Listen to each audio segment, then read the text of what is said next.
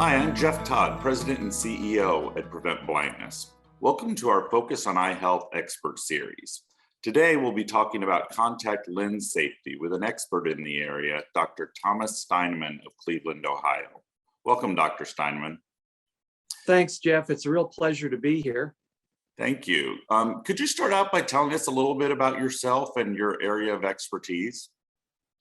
I'm an ophthalmologist with a special interest in cornea and external disease. And that means basically I take care mostly of the outside or outer portion of the eye problems, which of course includes contact lens problems.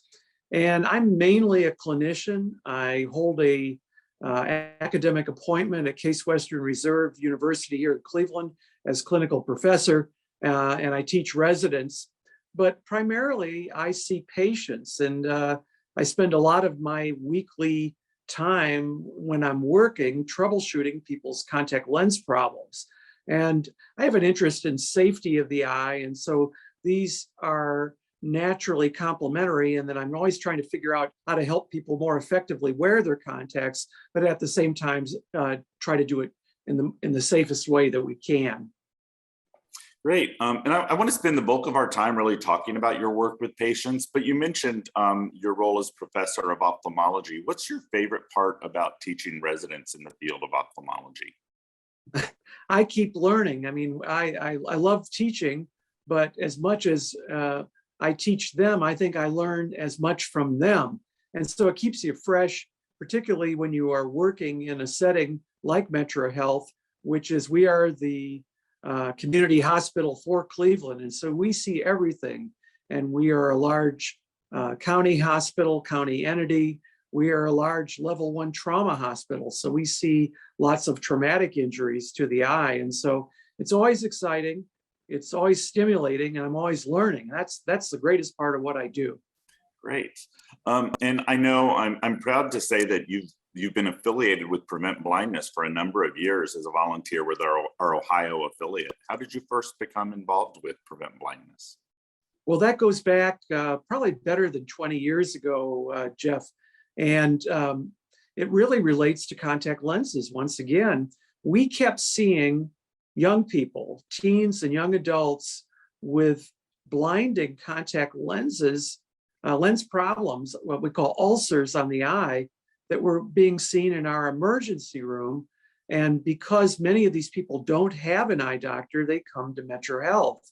And we saw a lot of these people with injuries related to the so-called colored or cosmetic contact lenses.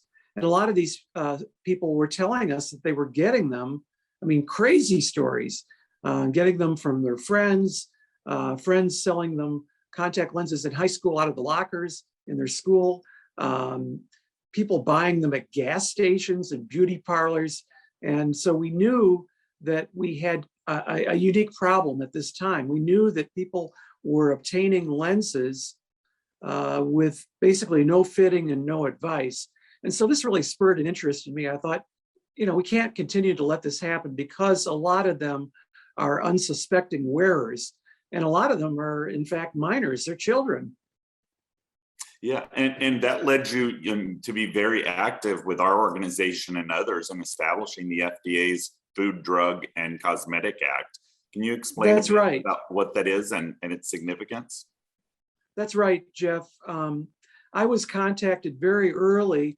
We were trying to get some traction on this story because we knew we had to get the word out. And it was actually about this time of year. So Halloween was approaching. We knew that the time was right to get the news out to the general public. And in fact, I was contacted by Prevent Blindness Ohio. So, the original question, Darcy Downey from the Northeastern Ohio chapter, the executive director, and Sherry Williams, president of Ohio, Prevent Blindness Ohio, they contacted me. And so they were instrumental in developing my interest and getting the word out because of the grassroots type of approach to not only educating the public, but more importantly, educating policymakers. Yeah, our Ohio affiliate has certainly been a huge champion in eye safety in many ways. They do great work there, and thanks for your contribution to that. So could you tell us a little bit about what the FDA's Food, Drug, and Cosmetic Act actually is? It's a federal law, and for probably close to 30 years, Americans have been protected by a federal law that it describes and codifies the sale of contact lenses as medical devices. A medical device is something that is approved for sale and entry into the US sales by the Food and Drug Administration. And until we got together on this, the laws were ambiguous about cosmetic or colored lenses. Corrective lenses to correct your vision were clear. They clearly were a medical device. But until we all got together, meaning the efforts of PBA, grassroots efforts, professional organizations like the American Academy of Ophthalmology, my contact lens interest group, formerly called the Contact Lens Association of Ophthalmologists, the Eye and Contact Lens Association, and a variety of optometry professional organizations. We all got together, 40,000 professionals strong, got together along with policymakers, and we created an amendment to the Food, Drug, and Cosmetic Act. Very simple.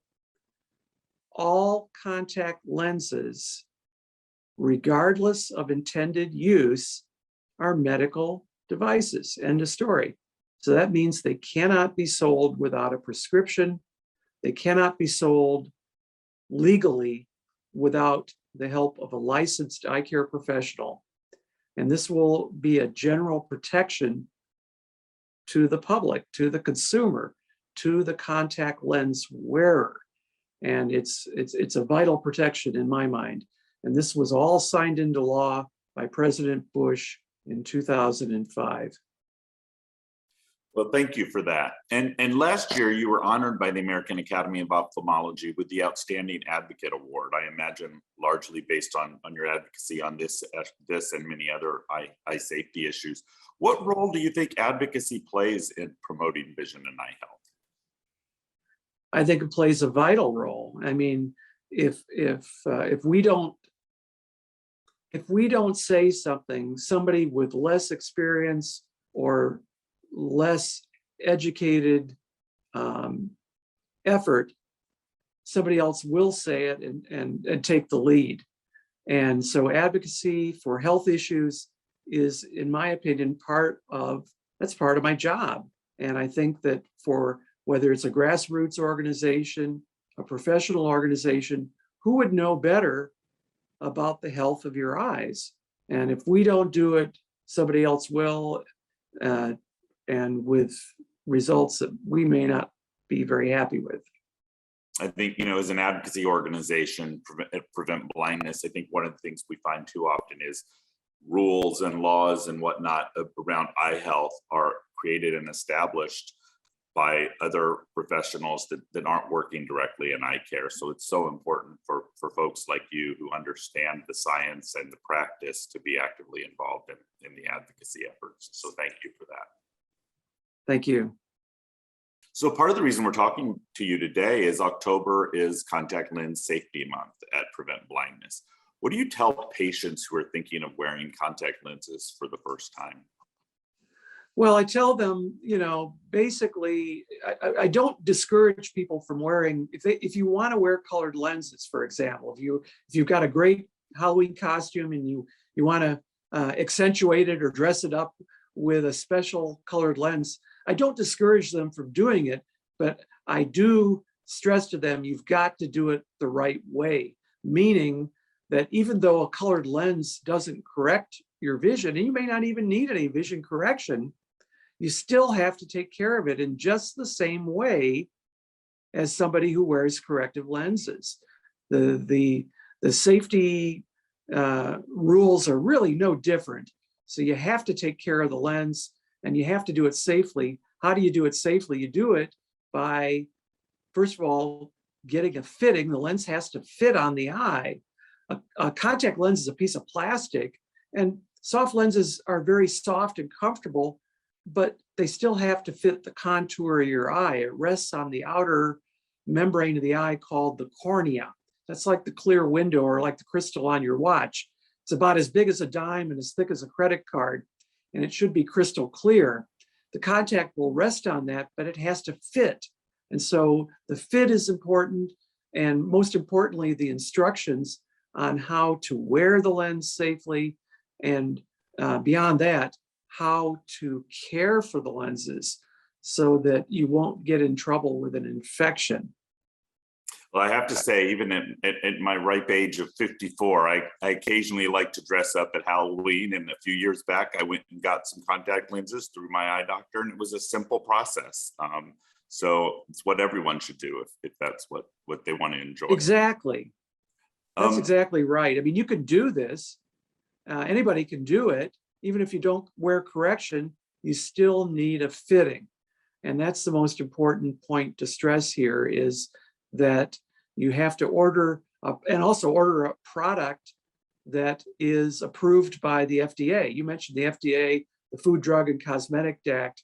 And again, with the help of PBO, PBA, the American Academy of Ophthalmology, we had a lot of stakeholders that were instrumental in getting this law passed. The FDA is a big part of the safety factor because the lenses many times are made overseas. Those lenses have to pass inspection to get into US sales markets. And so if you are doing this without the proper channels, you're going to get in trouble. Can you buy something that is tainted? Yeah. Some of these lenses are sold as counterfeit. They look like maybe an American or an approved product, but they are counterfeit, and many of the counterfeit lenses are in fact contaminated. So outside of cosmetic contact lenses, just with routine contact lenses, what are some bad habits that people get into as far as wearing contact lenses?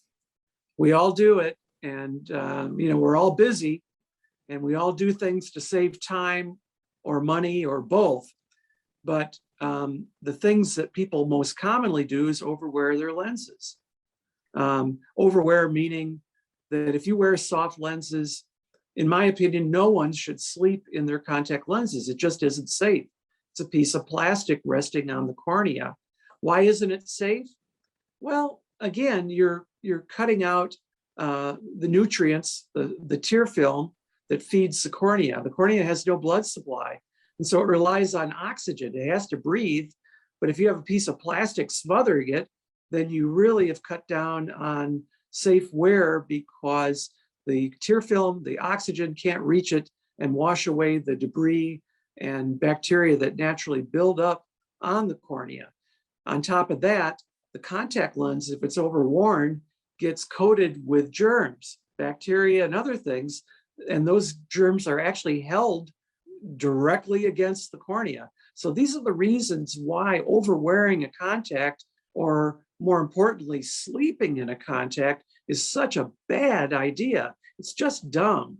And it's a real way to get in trouble with abrasions or infections that could even be blinding. So we tell people, don't sleep in your contacts, don't save money by stretching the contact lens solution, wearing lenses that have been stored in solution that is reused or topped off. Those are things that people do to save time or money. But again, not a good idea, because that disinfectant solution loses its potency really after about 24 to 48 hours. And so on top of a dirty lens, you probably have a dirty contact lens case. So not only clean your lenses every day, but clean your case at least once a week. And again, don't sleep in your lenses.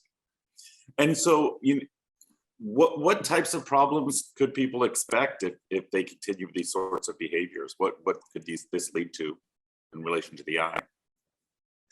Well, again, those germs that we talked about that accumulate on the contact lens are common. I don't care how clean of a person you are and how often you wash your hands. there's no question it's a dangerous world that we live in, and there are things in the air, things in the environment. You may need to adjust your contact lens. So you touch your contact or your eye and you forget, oh, I didn't wash my hands. Well, you've introduced, in the potential for infection, because those germs can stick on the lens like a sponge and they're held against the eye. And then before you know it, you have a bacterial infection, or what we call keratitis. Even worse, there are other things, fungus infections, fungal infections. And the worst one of all, of course, is something that is caused by a parasite called acanthamoeba. And these things are unfortunately tragic. They're not rare. You touched on this a little bit, but is that really one of the reasons why people should remove their contact lenses before swimming or showering? Is it these? That's right. Yeah. Bacteria and the acanthamoeba are ubiquitous, meaning they're everywhere, meaning that even though water is pure, it's pure to drink, but it's not sterile. Let's kind of draw the line here. You need sterile solutions and sterile disinfectants to take care of the contact lens disinfection and cleaning. And if you wear your contacts, or God forbid, if you store your contacts in tap water, you are taking a big risk, because tap water, though it's clean, it's pure, it's not sterile, it's also not a disinfectant. It's not designed to store your lenses in. And so we have a lot of questions from our casual wearers thinking that, oh, it's okay. I had a sleepover at a friend's house. I didn't have anything. So I just, filled a cup up with water and I put my lenses in the cup of water. Or I had some saline. I didn't have any disinfectant, so I just put them in saline.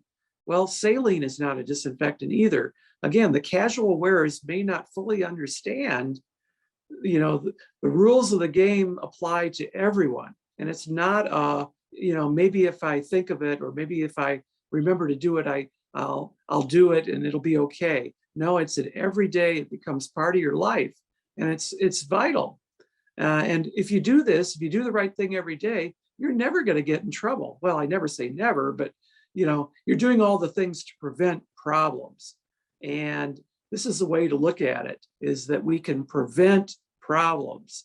Fixing problems is harder. That's part of my job. But if you come to me with a rip-roaring bacterial or acanthamoeba infection, man, I know I got my work cut out for you. I might be able to get you through it, but you're going to end up perhaps losing vision. And we don't want to go there.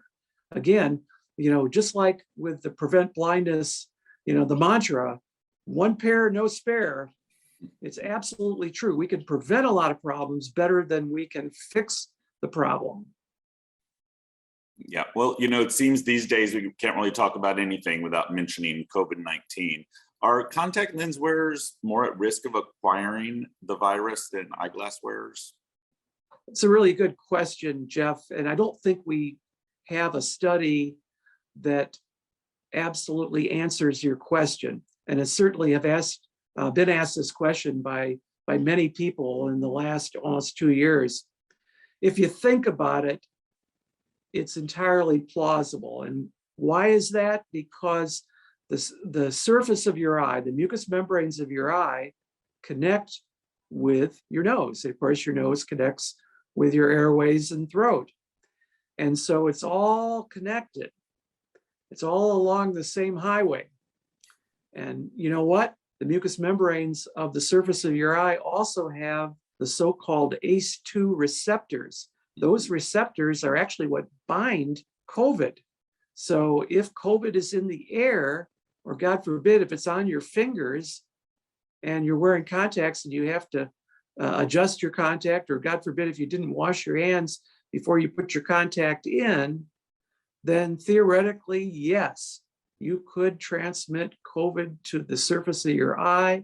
The tears could wash the COVID virus from the ocular surface into the nose. From the nose, it gets into the throat and into the airways. So yes, theoretically, yes. Well, as we begin to wrap up today, are there any final thoughts you'd like to share related to contact lens wear or eye care in general? Well, just one more point and follow up about COVID. I think it's probably unlikely that we catch COVID that way. It's just a smaller surface area. And I'm talking about the eye surface. Mhm. I think it's unlikely, but I think it's plausible. The other thing is important to remember is, with COVID, again, we can't say it enough. Social distance, wear your mask, and more importantly, whether or not you wear contacts, don't touch your face. Just read a study last night that shows that, again, various studies have shown people touch their face 16 to 23 times an hour. Wow. That's a lot of touching of the face. And 1/3 of the time, you're touching or rubbing your eyes. So I think you get the point. Yeah. Well, thank you so much for all this terrific insight. And for anyone interested in finding out more about contact lens safety or particularly cosmetic contact lenses, please visit our website at www.preventblindness.org. Thanks again, Dr. Steinemann. It's my pleasure, Jeff, and thank you, and thanks to PBA for having me and getting the word out. Absolutely.